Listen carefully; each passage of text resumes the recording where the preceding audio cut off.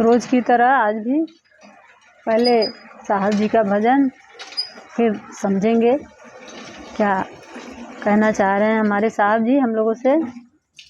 तो पहले भजन सुन लीजिए। और सबसे पहले तो सुनना ज़रूरी है, पहले पूरा अच्छे से सुन लीजिए, फिर समझा जाएगा। थारी काया नगरी में, थारी काया नगरी में परदेसी पिहू बोले। थारी काया नगरी में परदेसी पिहू बोले। परदेसी पिहू बोले, परदेसी पिहू बोले, परदेसी पिहू बोले, परदेसी पिहू बोले, परदेसी पिहू बोले रे। थारी काया नगरी में परदेसी पिहू बोले। थारी काया नगरी में परदेसी पिहू बोले। पिया को ढूंढन चली दीवानी, बन बन ढूंढत बोले। पिया को ढूंढन चली दीवानी, बन बन ढूंढत बोले। मथुरा काशी जगत में ढूंढा, मथुरा काशी जगत में ढूंढा, अरे पाँव में पड़ गए फफोले रे। थारी काया नगरी में परदेसी पिहू बोले। थारी काया नगरी में परदेसी पिहू बोले। परदेसी पिहू बोले, परदेसी पिहू बोले, परदेसी पिहू बोले, परदेसी पिहू बोले, परदेसी पिहू बोले रे। थारी काया नगरी में परदेसी पिहू बोले। थारी काया नगरी में परदेसी पिहू बोले। हिंगला पिंगला सेज बिछावे, सुखमती डाले ही डोले। हिंगला पिंगला सेज बिछावे, सुखमती डाले ही डोले। तेरे घाट में सेज पिया की, तेरे घाट में सेज पिया की, अरे तेरे घाट में सेज पिया की, तेरे घाट में सेज पिया की, तू बहिया डाल के सोले रे। थारी काया नगरी में परदेसी पिहू बोले। थारी काया नगरी में परदेसी पिहू बोले।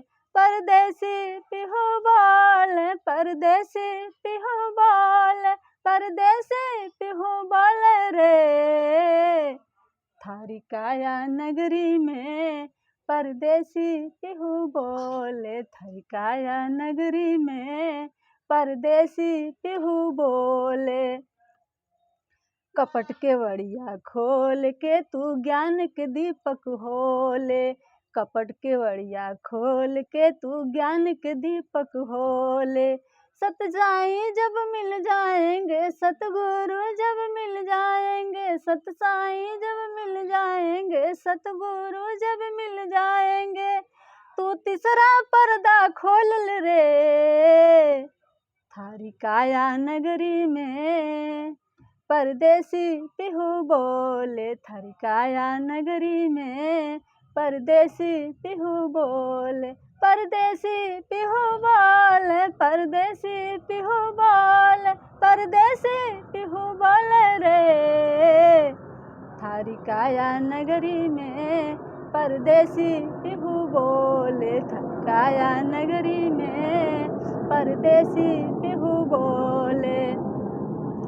चौथा रमण में सतगुरु पिया मिलन की, सतगुरु की तू होले। चौथा रमण में पिया मिलन की, सतगुरु की तू होले। कहे कबीर सुनो भाई साधु, कहे कबीर सुनो भाई साधु, कहे कबीर सुनो भाई साधु, कहे कबीर सुनो भाई साधु, तू सतगुरु के तू होले रे। थारी काया नगरी में परदेसी पिहू बोले थरिकाया नगरी में, परदेसी पिहू बोले, परदेसी पिहू बोले, परदेसी पिहू बोले, परदेसी पिहू बोले रे थरिकाया नगरी में, परदेसी पिहू बोले थरिकाया नगरी में, परदेसी पिहू बोले।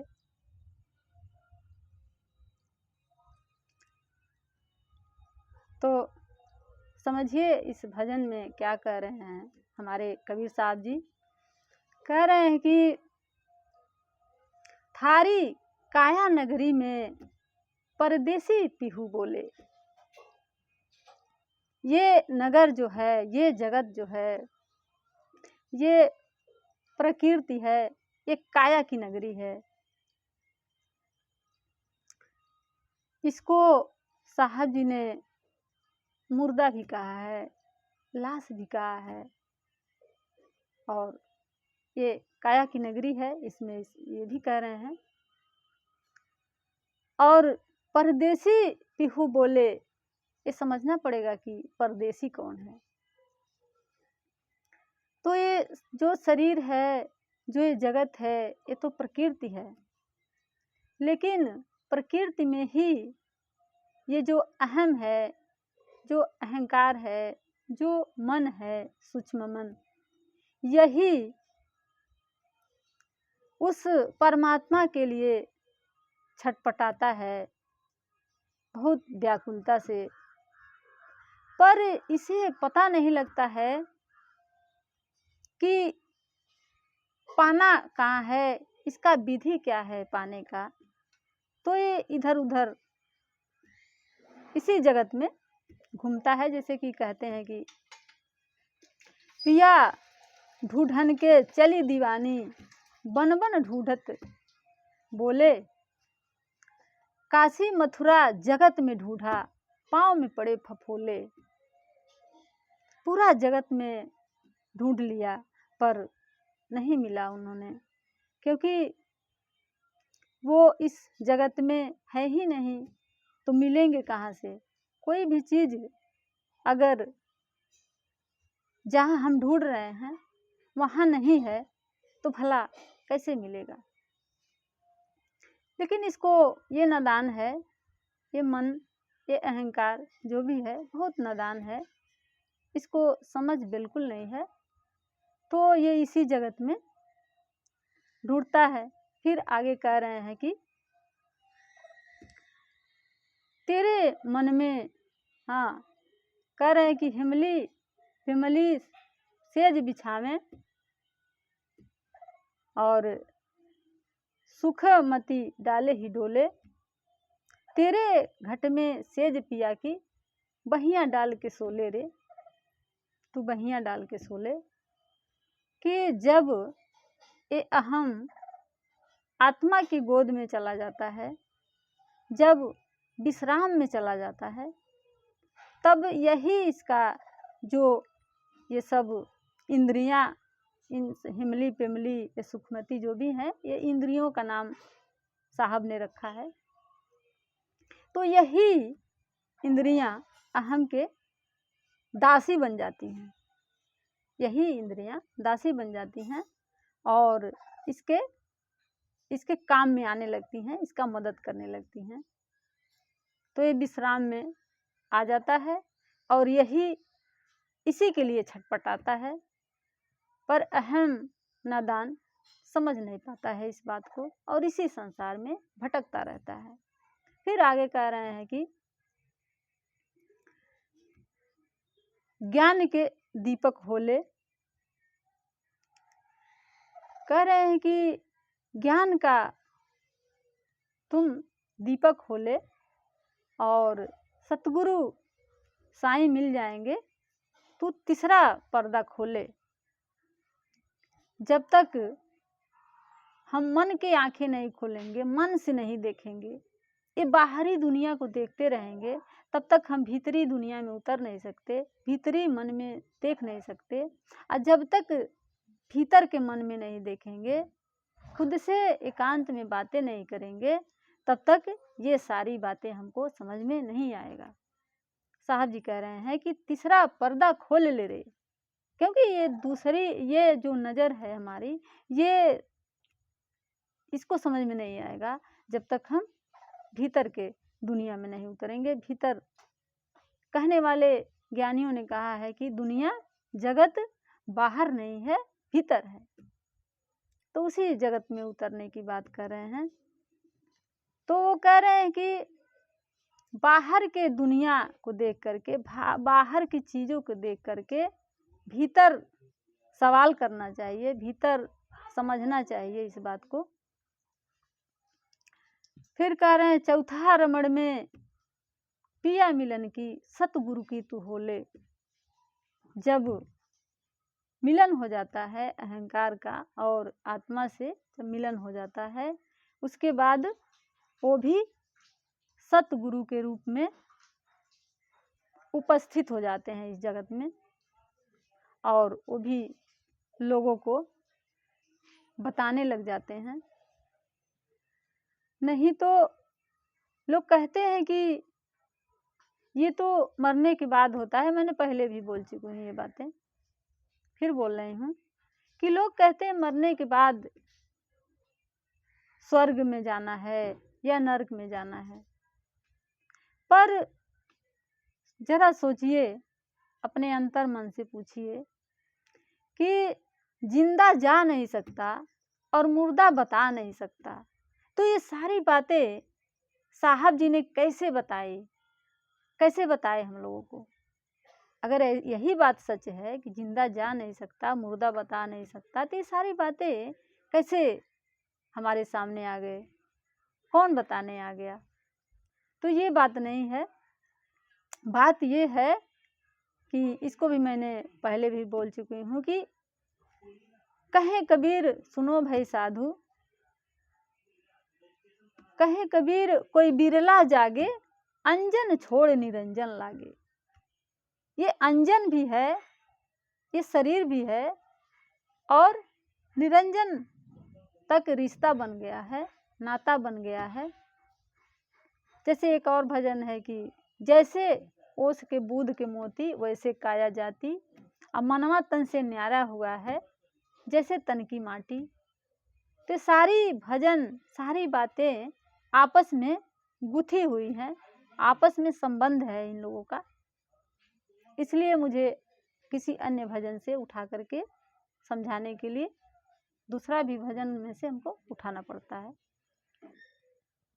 तो यही बातें बता रहे हैं कि जब विश्राम में लग जाता है हम, तो वही सतगुरु के रूप में हमारे सामने आ जाते हैं। पर हमारे आँखों का पर्दा, भरम का पर्दा लगा हुआ है, तो हम पहचान नहीं पाते हैं, हम समझ नहीं पाते हैं। ये हमारी दुर्भाग्य की बात है। पर सुनते रहिए, सुनना जरूरी है। साहब जी हर भजन के लास्ट में कहते हैं कि सुनो भाई साधु, सुनना जरूरी है। सुनते रहिए, धीरे धीरे धीरे धीरे सुनते रहेंगे तो भजते रहेंगे। यही भजना है, यही भजन है। ऐसा नहीं है कि आप बैठ के और भजन कर रहे हैं, वो भजन नहीं है। यही भजन है कि जानना, खुद को जानो, बाहर के तत्वों को देखकर, बाहर के चीज़ों को देख करके भीतर पूछिए, अपने आप से सवाल पूछिए और जानिए। क्योंकि जैसे ओस है ना, ओस में कोई जैसे लाइट जल रहा है और उसमें जैसे पेड़ पौधे हैं, तो उसमें आकृतियां बन जाती है। जैसे लगता है भूत है, आकृतियां बन जाती है। जैसे हमारे दिमाग में विचार बनता है, वैसे दिखने भी लगता है। हवा चलता है तो लहरने भी लगता है, तो हमें लगता है देखिए भूत डोल रहा है, हिल रहा है। लेकिन जैसे जैसे हम पास जाते हैं, वैसे वैसे मिटता जाता है, वैसे वैसे वो मिट जाता है। पता चलता है कि यहाँ तो कुछ भी नहीं है, खाली है। उसी प्रकार से ये अहम भी हमारे भीतर है, जो इसके जैसे जैसे नज़दीक जाएंगे, जैसे जैसे पास में जाएंगे, वैसे वैसे मिटता जाएगा। फिर यही अहम यही मन ब्रह्मास्मि हो जाता है, यही ब्रह्म हो जाता है। उसी को सदगुरु ने कहा है कि ब्रह्मास्मि, यही मन ब्रह्मास्मि हो जाता है। फिर साफ साफ दिखने लगता है कि ये जगत क्या है और ये शरीर क्या है। जगत तो अब भी है और तब भी रहेगा। ऐसा नहीं है कि ये माया है, अभी है और आगे चल के नहीं रहेगा, ऐसा नहीं है। ये अब भी है तब भी रहेगा, लेकिन जिस तरह से अब है, जिस नज़र से हम अब देख रहे हैं अहंकार को लेकर के, अगर अहंकार मिट जाए